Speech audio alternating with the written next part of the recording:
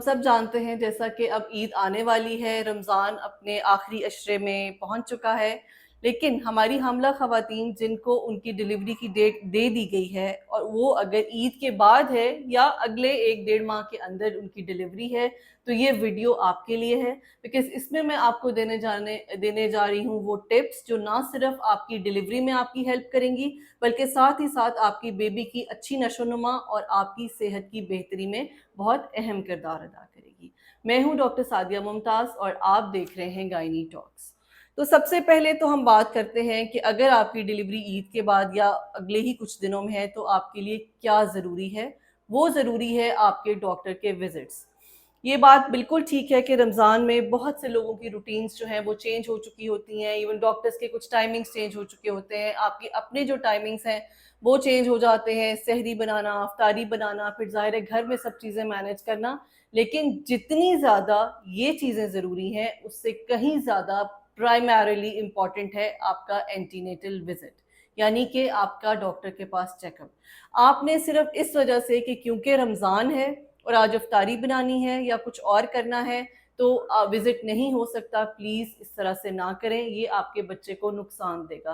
Because ये आखिरी दिन ही होते हैं जो कि बहुत इंपॉर्टेंट होते हैं और अगर इन दिनों में विजिट ना किया जाए तो बहुत सी कॉम्प्लिकेशंस जो हैं वो इग्नोर हो जाती हैं।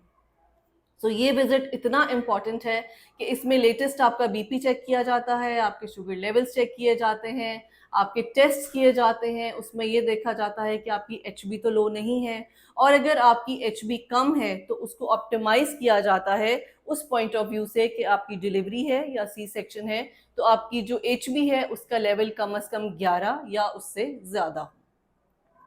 साथ ही साथ जो आपकी मेडिकेशंस हैं वो बहुत इंपॉर्टेंट होती हैं, जिसमें रोज़ों पे रमज़ान पे बहुत सारी मल्टीपल वीडियोस कर चुकी हूँ अपनी इस रमज़ान सीरीज़ में, जिसमें मैंने बताया है कि कौन सी ख़वातीन रोज़े रख सकती हैं, कौन सी नहीं रख सकती। जो रख रही हैं वो अपनी मेडिसिन कैसे लें, वो अपना खाना पीना कैसा लें। अगर आप उस क्राइटेरिया में आ रही हैं कि आप रोज़े रख रही हैं तो प्लीज़ आपने अपनी जो दवाइयाँ हैं उनको इग्नोर नहीं करना, उनको ओमिट नहीं करना। आपका कैल्शियम और आयरन लेना भी उतना ही ज़रूरी है जितना कि अगर आप अपने ब्लड प्रेशर की या शुगर की दवाई लेती हैं। बिकॉज़ लास्ट स्टेज में अगर इन सब चीज़ों की डेफिशिएंसी हो जाती है तो ये आपकी डिलीवरी में बहुत नेगेटिव रोल प्ले करता है।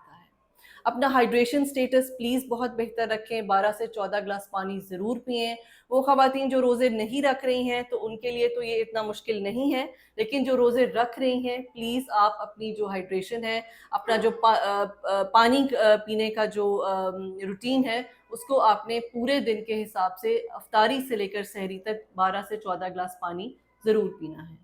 रमज़ान में ही हमें जो खजूरों की एक बहुत ज़्यादा अवेलेबिलिटी होती है, तो प्लीज़ आप रोज़े से हैं या नहीं हैं, अफ्तारी के टेबल पे तो बैठेंगी तो प्लीज़ खजूरें ज़रूर खाएँ।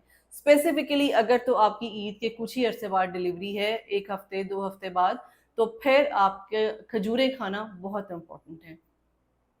2 खजूरें सुबह, 2 दोपहर, 2 शाम। प्लीज़ ये खजूरें ज़रूर खाएँ। एक स्टडी आई थी जिसमें 2 ग्रुप्स बनाए गए। एक ग्रुप वो था जिनको खजूरें खिलाई गईं और एक वो ग्रुप था जिनको खजूरें नहीं खिलाई गईं। वो ग्रुप जिन्होंने खजूरें खाईं वो नेचुरली ही लेबर में गए, उनकी लेबर भी शॉर्ट थी, उन्होंने उस लेबर को बेयर भी बहुत अच्छा किया और 80% ख़वातीन जो थी वो नॉर्मल डिलीवर हुईं। उसके बाद अब जैसे कि मौसम भी चेंज हो रहा है तो मैं ये एडवाइस करूँगी कि प्लीज़ आप अपने कपड़े जो है शिफ्ट कर लीजिए कॉटन और लॉन में और ढीले-ढाले कपड़े पहने, चुस्त कपड़े ना पहने, टाइट्स, पैंट्स ये चीज़ें अवॉइड करें और स्पेशली जब आप डॉक्टर के पास भी जाएँ तो ढीले कपड़े पहन कर जाएँ।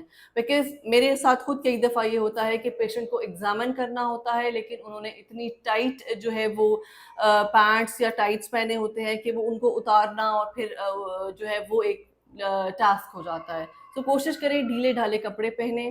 जूते जो है इस टाइम पे बिल्कुल फ्लैट हरगिज़ ना पहने बल्कि थोड़े से वेज शूज़ लें या फिर प्लेटफ़ॉर्म शूज़ लें ताकि आपका पाँव डायरेक्ट ज़मीन पर ना लगे।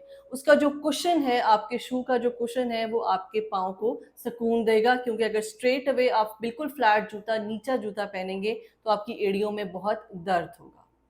वो ख़वातीन जिनको बहुत ज़्यादा पैरों में स्वेलिंग हो रही है आजकल के दिनों में, तो प्लीज़ एक तो आप ये करें कि नीम गर्म पानी में नमक डाल के अपने पाँव को 10 मिनट उस पानी में रखें। दूसरी चीज़ आपने ये करनी है कि आप जब भी लेटती हैं तो पैरों के नीचे 2 या 3 तकिए रख के अपनी लेग्स का एक एंगल बना दीजिए। इसमें ग्रेविटी के थ्रू जो पानी पाँव में फ्लूइड इकट्ठा हुआ होगा वो वापस ऊपर की तरफ आ जाएगा और आपकी स्वेलिंग काफ़ी हद तक बेहतर हो जाएगी। तीसरी चीज़ आपने ये करनी है कि आपने पैरों को या टाँगों को लटका कर नहीं बैठना। जब भी आपने बैठना है थोड़ा-सा छोटा-सा स्टूल जो है वो आप सामने ज़रूर रखें। और चौथी और बहुत इम्पोर्टेंट बात कि इतनी ज़्यादा स्वेलिंग की रीज़न कई दफ़ा हाई ब्लड प्रेशर भी हो सकता है। सो अपने ब्लड प्रेशर को चेक में ज़रूर रखें। इस स्टेज पे बहुत सी ख़वातीन जो हैं उनको बहुत ज़्यादा तेज़ाबियत यानी एसिडिटी का प्रॉब्लम होता है, तो मैं एडवाइस करूँगी कि दही और लस्सी का इस्तेमाल जो है वो ज़रूर करें। दही और लस्सी की जो तासीर है वो हरगिज़ आपकी डिलीवरी में हिंड्रेंस नहीं करेगी, बिकॉज़ मोस्टली लोगों को ये कहा जाता है कि दही ठंडा है या अगर लस्सी है ठंडी है, ये तुमने अब नहीं लेनी क्योंकि इससे तुम्हारी नॉर्मल डिलीवरी नहीं होगी, तो प्लीज़ ऐसा कुछ नहीं है।